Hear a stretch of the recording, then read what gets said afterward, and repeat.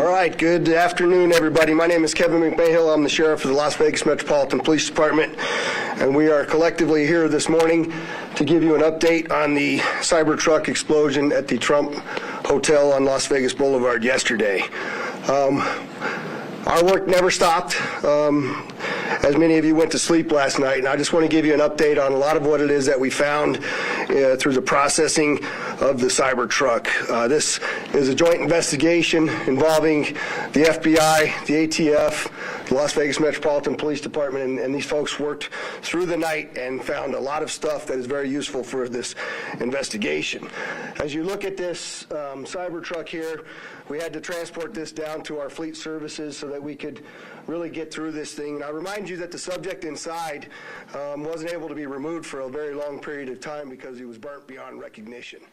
And so as we continue to move through this, I'm going to talk a little bit about his identity and what we believe, but I would like to highlight a couple of things that the teams found inside of the Cybertruck that are useful to the investigation. And that, first and foremost, is a military identification.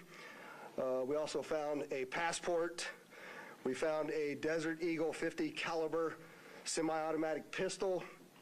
And if you'll notice on a lot of these guns that we're going to talk about here, they're almost just burnt beyond recognition as well. There's a SLR model B30 semi-automatic firearm, number of fireworks that were still in the vehicle that had to be removed. Notably, we found an iPhone and a smartwatch, and then several credit cards were also in the name of our subject. Our subject is 37-year-old Matthew Livelsberger. He's of Colorado Springs, Colorado, born July 22nd of 1987. Now, as you'll see here on a picture of his driver's license, let's see, the question really still remains for me, and I know that there's a lot of you folks in the media that are identifying this person as the person in our vehicle. As I mentioned to you already, his body is burnt beyond recognition, and I do still not have confirmation 100% that that is the individual that was inside of our vehicle. And so as I'm calling it now, the subject or person of interest, I will not come back until I have the confirmation through DNA or medical records that this is indeed, in fact, the subject inside of the vehicle. Now, further complicating this identification of this individual, we also discovered through the coroner's office that the individual had sustained a gunshot wound to the head prior to the detonation of the vehicle. One of the handguns was found at his feet inside of the vehicle. Obviously, in how we're trying to identify him, and I'm feeling comfortable to give you this information, is a tremendous amount of substantial evidence to include he rented the Turo vehicle. There are two tattoos, one of which was on the stomach and one of which is on the arm, that we can see bits and pieces of it as in comparison to what it is that we now know he had on his body. That has given us a lot of confidence that this is, in fact, the same person, as well as the clearly obvious, which is the credit cards, the military identification, the passport. And then furthermore, as you'll see here in just a very short period of time, we tracked his movements from Colorado to Las Vegas, and in a number of the photographs that we were able to determine, he was the individual that was driving the vehicle. And also, I'd like to iterate this point to you. We still have only ever seen him in this vehicle, and we're not aware of any other subjects involved in this particular case. Now, I would like to acknowledge a couple of things because I know what's going on in the social media world, and there are a number of things in this case that are similar to the attack in New Orleans. We do know that our subject here served in the military. In fact, he's a current member of the military. Both of the subjects served at Fort Bragg, North Carolina. What we do know about that is it's a very large military base, and we have no record that they served in the same unit or even at the same years at Fort Bragg, something that continues to remain under investigation. I also know that they both served in Afghanistan in 2009. We don't have any evidence that they were in the same province in Afghanistan, the same location, or the same unit. Again, something else that remains under investigation. And we also know, of course, that they both used the rental company Turo to rent their vehicles. As far as his military background, it's been confirmed by DOD that he was indeed in the United States Army. He was also a Green Beret operations sergeant who spent most of his time at Fort Carson, Colorado, and in Germany. He was on approved leave from Germany, where he was serving with the 10th Special Forces Group. He was also previously in the National Guard and the Army Reserve. I'd like to point out to you that through exceptional joint investigative effort, we've gotten to a place where we believe we can show you his route to Las Vegas from Colorado, and Carlos will put up the map there for you. And we know that he rented the Cybertruck in Denver on December 28th. We tracked his movements through the Tesla charging stations to Monument, Colorado on December 30th. On the 31st of December, the truck was charged in Trinidad, Colorado, Las Vegas, New Mexico, and Albuquerque and Gallup, New Mexico. On January 1st, the truck was charged in Holbrook, Flagstaff, and Kingman, Arizona. We last tracked the truck in Kingman at 05:33 yesterday morning. The truck was first spotted in Las Vegas at 7:29 a.m. yesterday. And Carlos will pull up a picture of the truck pulling onto Fashion Show Drive here. And that picture was observed at about 7:34 a.m. We know that he pulled into the Trump Valet, and I believe we have a video of that. You can see the Cybertruck highlighted there.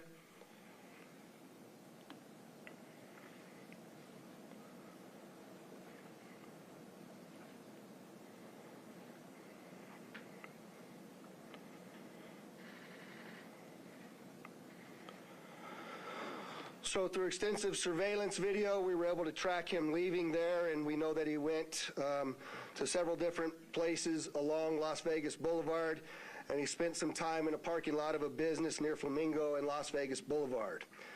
We then have a video of the truck pulling back onto Las Vegas Boulevard from the Sands.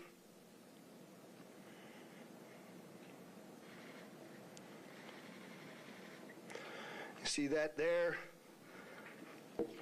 That's north on the boulevard from Sands at 8:39, where he then immediately heads to the Trump Hotel, pulls into the valet area, and as of course you all know, the explosion occurs within 17 seconds of his arrival at the valet. There's some additional investigative updates that are going to be provided to you by a couple of the other speakers here, the first of which will be our Special Agent in charge of the FBI local office, Spencer Evans. Spencer? Good morning. My name is Spencer Evans. I'm the Special Agent in charge of the FBI's Las Vegas Division. As the Sheriff mentioned, we've been working through the night with our partners, the Las Vegas Metropolitan Police Department and other agencies, to gather all the facts and determine a motive to what was initially reported to the FBI as a bombing incident, to which our Special Agent bomb techs and others responded. Obviously, we're always concerned in these sorts of events to ascertain what the motive is. We understand that's everybody's at the forefront of everyone's thoughts, and so looking into exactly what the motivation is remains our #1 priority. This is why the FBI's Joint Terrorism Task Force has been brought into play. The Joint Terrorism Task Force, most important part of that acronym is joint. It is done in concert with our partners, which are comprised of more than a dozen investigative agencies here throughout the state of Nevada. We've been working hand in glove, side by side, tirelessly to determine, is there any ongoing threat to the public, to identify the subject, to determine any potential connection to other events going on in the world, most notably in New Orleans, and then obviously to determine if there's anything else that we need to be tracking down. At this time, as the sheriff's pointed out, we feel that the subject has been identified, although not conclusively, waiting for DNA evidence on that front. However, we do feel like we have the subject identified, and at this time there is no information about additional subjects that the FBI is tracking on. Our resources, as I mentioned, that have been deployed in support of this event include Special Agent Bomb Techs, our evidence response team, which is processing crime scenes, side by side with the forensics folks from Las Vegas Metropolitan Police Department, our investigators, our intelligence analysts, and then outside of the FBI Las Vegas field office, we have investigative leads that are being conducted by FBI field offices both internationally and domestically as well. As always, when the FBI is involved with any sort of case like this, we ask for help for the public. Anyone with information related to this incident, we encourage you to please call 1-800-CALL-FBI, or you can submit a tip online at tips.fbi.gov. We've already received thousands of tips related to this incident. The challenge that we face moving forward is to separate those that are pertinent and relevant and those that can be verified from those that have not. For example, one of the tips that we received just today relates to information alluding to this subject's personal experiences related to his time and activity in the military. Again, that's unverified and uncorroborated, but one of many tips and leads that we will be following up in the days that come. If you have any additional information, again, encourage everyone, 1-800-CALL-FBI or submit it online, tips.fbi.gov. We will tirelessly work to exhaust all investigative leads and conclusively determine what the nature of this particular incident was, what the motivation was, and to the extent possible, share all that information as we obtain it. I'll now turn some time over to the Assistant Special Agent in charge from the ATF, Kenny Cooper.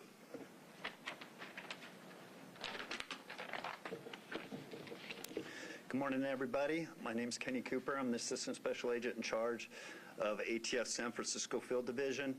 ATF is bringing our expertise in post-blast investigations and our crime gun intelligence to specifically assist in this investigation.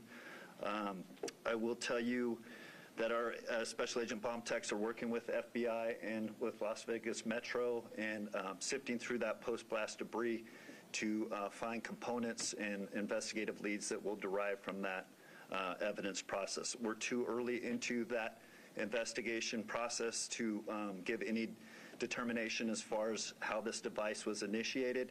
I will say that we do know that the components primarily consist of fireworks, mortars, aerial shells, and are all consumer fireworks.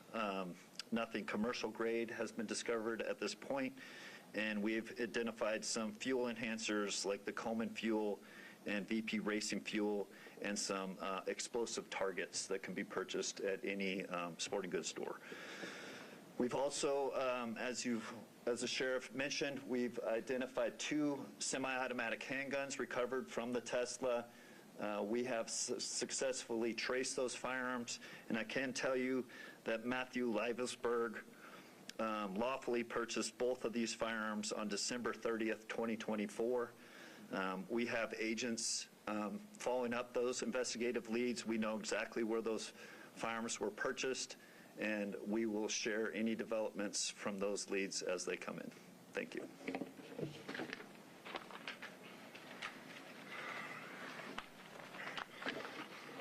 We also have the Clark County Fire Chief here, John Steinbeck, and he didn't have any additional updates, but if there's any questions in regards to what the fire department did during this, he's here to answer those questions as well. With that, I'd just like to say before I take a couple questions from all of you, you'll notice that we're not releasing information that we haven't corroborated and verified. We're very well aware of all of the things that are going around on social media. But that's just the way we're going to conduct this investigation. We're not putting it out until we can tell you for a fact what information it is that we're putting out. And so we're going to continue to do that, but I'm also confident to tell the Las Vegas community and this great nation that we don't believe there's any further threat from this subject or anybody associated to him here in Las Vegas. With that, Denise, I saw you had your hand up. If you could just identify yourself, please. Did the suspect have any other connections to Las Vegas? Had he ever been here before, or any reason to be here? So the question was, did the subject have any ties to Las Vegas, or had he ever been here before? I do believe we had one instance a number of years ago where he stayed at a local hotel, but we're still trying to verify that information as well. Sir? The David Charles, KLAS TV. There was, you have a gentleman in a Cybertruck Trump Hotel. there's information that the FBI was in Colorado Springs last night, possibly at this gentleman's home. Any information about why? I think I'll let Spencer answer that question. Yeah, so as I mentioned, the motivation at this point is unknown. We are, as I mentioned earlier, following investigative leads both domestically and internationally as well. And so that includes search warrants and witness interviews, collecting forensic information, and basically trying to compile the facts. And so there's investigative activity taking place literally around the globe, trying to determine what the potential nexus is. But at this time, at this particular moment in time, as the sheriff aptly said, we have to focus on what we know and what we don't know. We know we have a bombing, absolutely, and it's a bombing that certainly has factors that raise concern. It's not lost on us that it's in front of, of the Trump building, that it's a Tesla vehicle, but we don't have information at this point that definitively tells us or suggests it was because of this particular ideology or the, any of the reasoning behind it. That's the purpose of the investigation that we're conducting, is to get to the bottom of exactly what happened, why and how. Sir? Tim Caputo with KBC of Los Angeles. You mentioned the number of similarities between this case and the one in New Orleans. How far in the investigation process do you guys go to try to rule out that they are connected, knowing that you already have a couple things that seem to connect them together? So the question is how are we working to rule in or rule out any connections to the New Orleans event? And the answer to that is every tip and lead that comes in, every piece of evidence that comes in, we don't discount it. We work it through. It's an interesting thing during these kinds of investigations that if these turn out to be simply similarities, very strange similarities to have. And so we're not prepared to rule in or rule out anything at this point.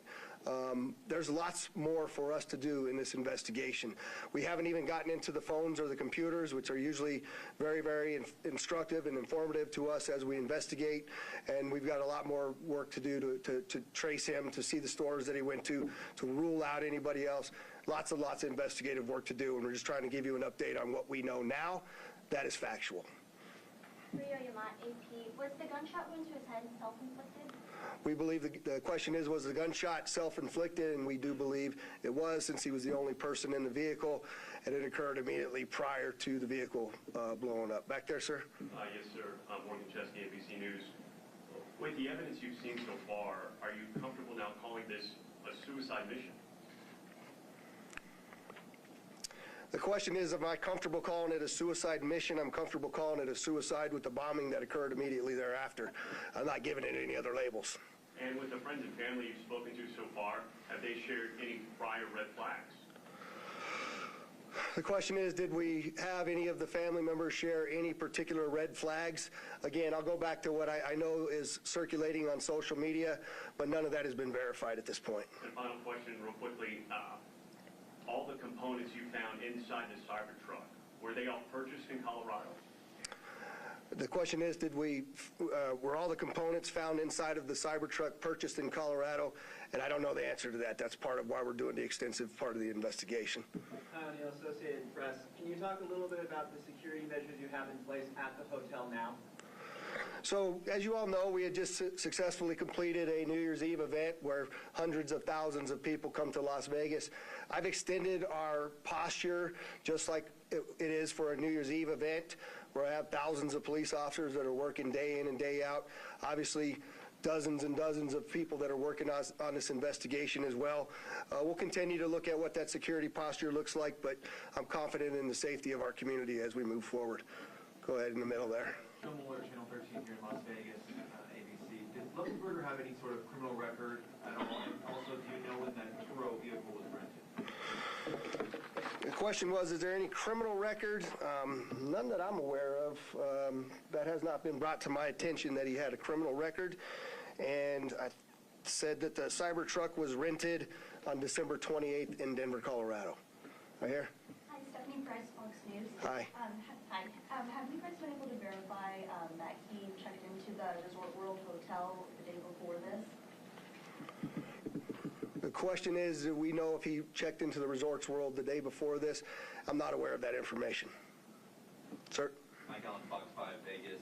You mentioned increased security presence at the Trump International. Is that going to extend further along the strip, or is it just there? And how long do you anticipate that? The question is generally about the security posture, and that's entirely our entire community, not only Fremont Street and the Strip, but surrounding neighborhoods as well, just to make sure that we have the community feeling that level of safety that they need to feel after an event such as this. Right next to you there. Katie from the Las Vegas Review-Journal. How exactly were you guys able to use the charging stations to track the car's route? The question is, how were we able to use the charging stations to track the vehicle all the way through? And I'm not exactly sure how to answer that question just yet. I know that there's some capability by being able to determine that the car is connected to the charger. One of the things that we're looking for is anybody that may have been at the charging location at the same time. We're looking to try to identify them because their vehicles would have also had cameras that would have taped anybody in and around them. We're trying to get people that may have been in the same locations at the same time that have video on their vehicle that could provide that video to us as well. I'll take two more. Go ahead. Rio Yamada again, AP. Can you talk about the damage being contained by the Cybertruck itself, and do you think that plays into whether he was aiming to hurt others or was it a public suicide? Yeah, the question is about the Cybertruck and the lack of damage to the Cybertruck and containing the explosion. Carlos, if you could put that truck back up there, it might be helpful. But, you know, you'll see if you look on the outside of that vehicle, it's hard to tell from that photograph. But other than the windows being gone, that's a bit more disassembled than it was at the scene, and the back area being blown off. There's no evidence of physical damage to the sides of that vehicle, and so the explosion that was in that vehicle sort of vented out and up, but it didn't even damage the glass doors at the trunk. So I'm not sure what that means. I also know that there's a number of unexploded pieces of the things that he had inside of that vehicle, and so I just don't think that it was done as well as he was expecting it to be done. But go ahead. Sofia Rodriguez with Univision Vegas. I was wondering, were you able to recover the video from the Cybertruck, or was that destructive? So the question is, are we able to recover the video from the Cybertruck? And many of you may know that those Cybertrucks contain a tremendous number of cameras. Again, Mr. Musk has sent out a number of his folks that will be arriving here this afternoon with the intent to try to capture the part of that captured all of the video from inside of the truck. Sir? Just quickly, you had mentioned a number of the components in the back of the truck that did not go off. Maybe this is a better suited question for ATF, but when it comes to the rudimentary nature of the bomb, I think we mostly think of a bomb that is connected. This seems like individual kind of incendiary and combustible components put together. Can you speak to how you think this is a bomb, or was it just several pieces of things that might blow up and might explode that were just lit and gone off at the same time? Yeah, I'll tell you, it does appear that it was, I just want to be careful with my language here, but the level of sophistication is not what we would expect from an individual with this type of military experience. That most of that, the materials inside that Tesla were fuel to help fuel a greater explosion. But it's too early to answer any question is if there was sophisticated connectivity to those components to make it ignite in the way that it did. All right, there was one last hand over here. I'll take your last question. Or maybe this is for Special Agent Evans, Mike Carter, Newsmax. Any idea if the suspect has been in touch with any outside terrorist groups? Has this investigation extended globally? The question is, do we know whether the subject's been in touch with any outside terrorist groups or if it's been investigated globally? And Spencer, you want me to? Okay. So the question about whether it's being investigated globally, absolutely. Like I said, we're running down investigative leads around the world. No information that we're aware of right now that connects this individual to any terrorist organization around the world. But that's obviously the thrust of the investigation, is ruling out that there's any sort of terrorism nexus, and then again getting at what the ideology is. We appreciate you all coming, and we will be back before you when there's substantial updates to provide to you. Thanks for all your great work.